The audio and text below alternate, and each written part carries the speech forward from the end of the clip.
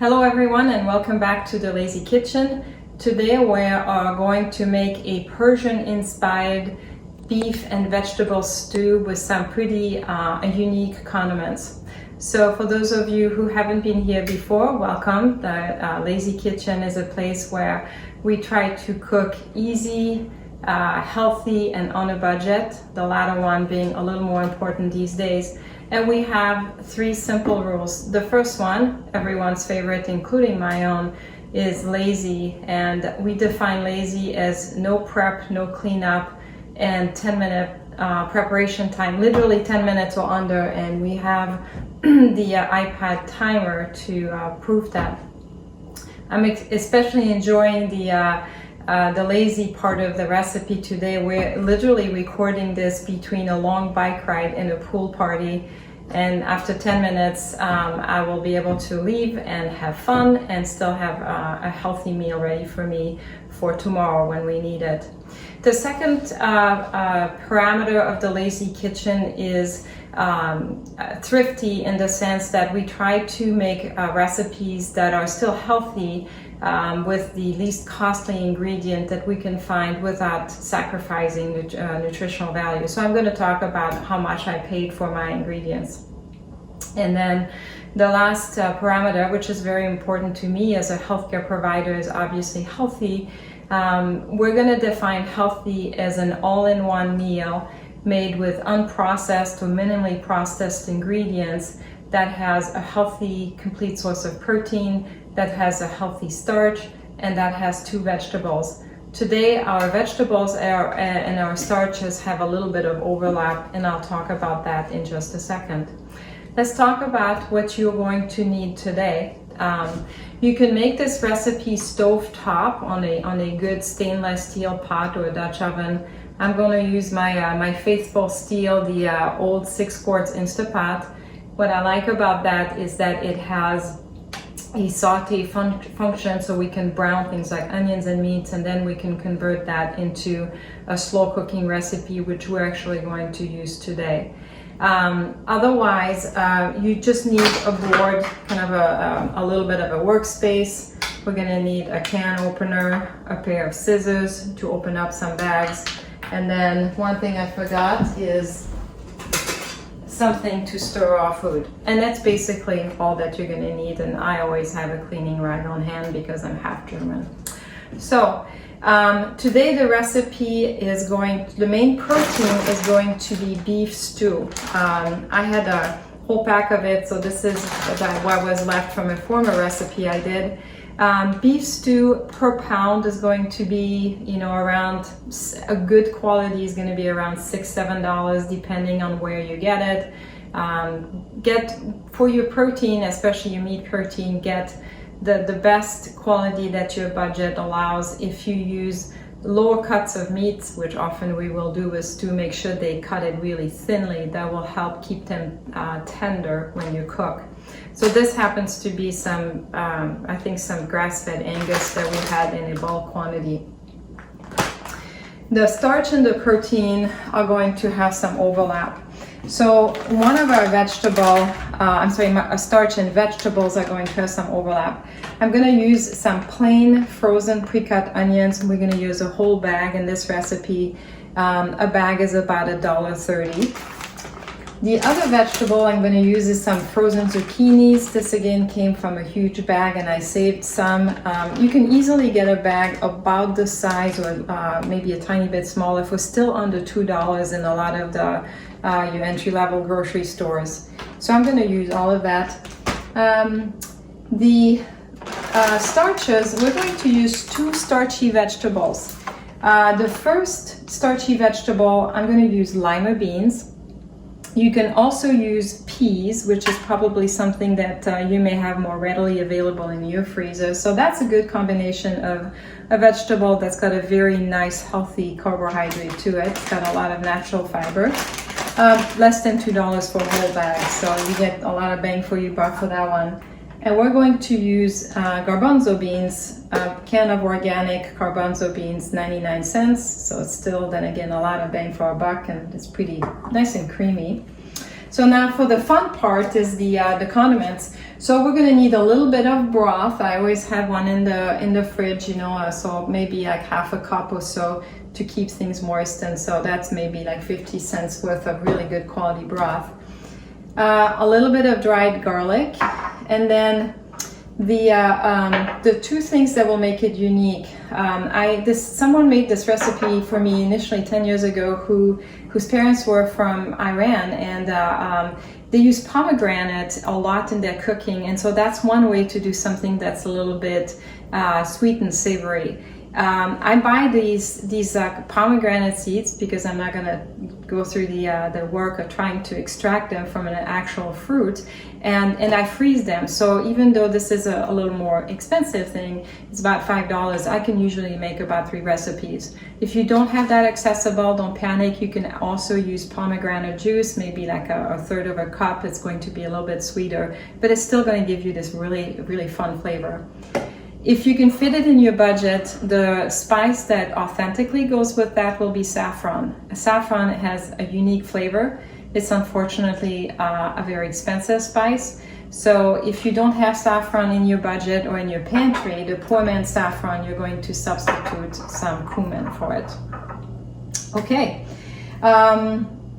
I put the cilantro here. That's usually as a garnish. If you have fresh cilantro, it's even better. I may add some in there just to cook it. Okay, so let's get started. I'm going to put the saute function, and I'm going to start my timer. So first thing, we're going to add some olive oil to this to get it nice and brown, and the Instapot is telling us that it's starting. You can use any electric multifunction cooker. I'm not stuck on any name brand, obviously. I'm going to find my onions. And this is about the extent of the preparation you have to do. Is you have to know how to cut open a bag. Hopefully, even those of you who are not cooks know how to do that. Okay. And we're going to let the onions brown a little bit. And while this is happening, I'm going to prep open a few other things so they're ready. So I gotta tell you a story about this. The real vegetable, the real green vegetable that belongs to this recipe is actually okra. I got voted off the island about adding okra to this recipe for tomorrow's dinner. However, you can find cut frozen okra in a lot of places. It's very inexpensive. I think it has a very nice flavor. Apparently, I'm the only one who thinks that in my household. But for those of you who are a little more adventurous, feel free to do the okra. I'm going to open my chickpeas. Yeah, the onions are starting to brown, and they smell so good. I'm going to disappear from sight to rinse these briefly.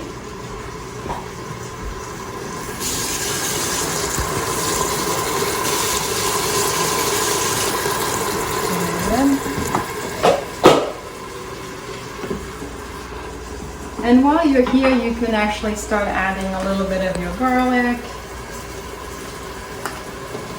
I'm going to add a little salt, although you want to be careful with the salt because things like your broth will have some salt. Your canned chickpeas, probably not a whole lot.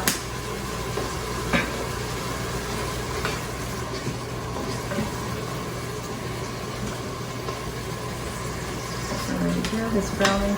The next thing we'll add is going to be the meat. If you're making a recipe for, let's say, a meal for 4 people, you probably need about a pound. These days, it's really nice to be able to stretch the meat with the legumes, so you could add an extra can of chickpeas if you have a lot of hungry teenagers in your house, especially if they're doing summer sports. Very good. And I happen to have just a few threads of saffron left, so I'm going to splurge and make this. It's starting to smell so good.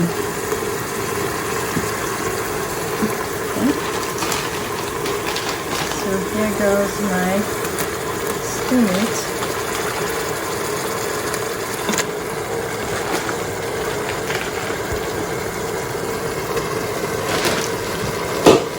It's a lot of meat. I'm not going to use quite all of it.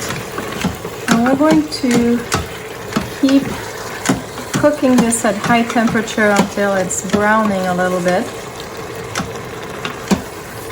And so when this is brown in about a minute or so, we're going to add the broth and the saffron and the pomegranate seed, just to make sure that the flavor starts spreading into that.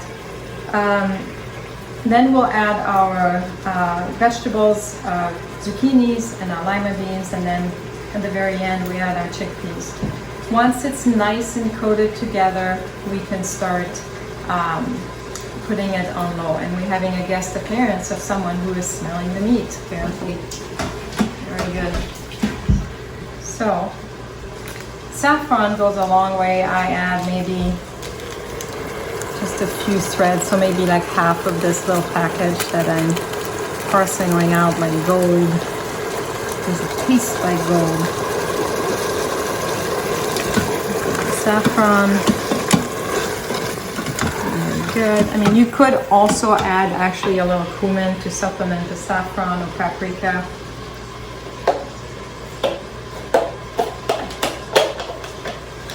And then our pomegranate seeds.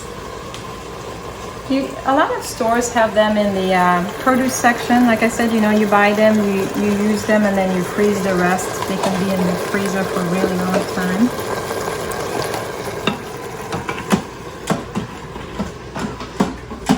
Ooh, that smells so good.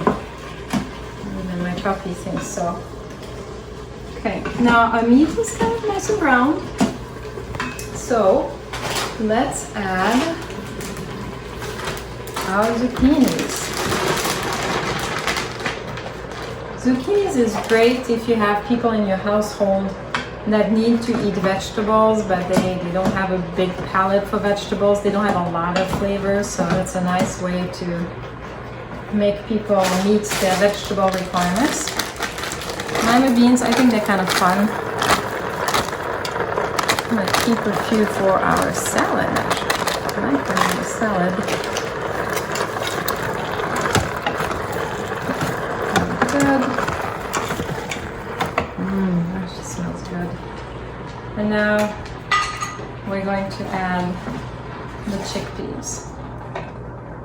So really, from a health perspective, if you have to eat a little less fat, if you have to eat a little less starch and increase your fiber for a variety of metabolic health reasons, this is really an ideal recipe. Really no refined starch, very healthy starches, those that are in there, low glycemic for those of you who have blood sugar issue. All right, so I'm gonna add a little bit of broth, and I'm gonna have my wonderful videographer show that. So the broth is mainly so that as you slow cook this, things do not get dry. Very good. Excellent. Okay, I'm still rooting for the okras, but I will eat zucchinis. Excellent. So, I think I even have a lid down here. And now you're going to switch the saute function. I'm going to shut this off, and I'm going to start the slow cook function. You probably need a solid 4 hours with stew meat. Anything less than that is going to be a little bit tough, but you don't want to go a whole lot more than 4 or 5 hours, otherwise the vegetables will get mushy. So the beeping tells me the slow cook function is on, and I'm going to seal it, and voila. And in 4 hours, if I'm hungry, I can have a healthy, affordable, all-in-one meal. I hope you've enjoyed making food with me. I look forward to seeing you again soon.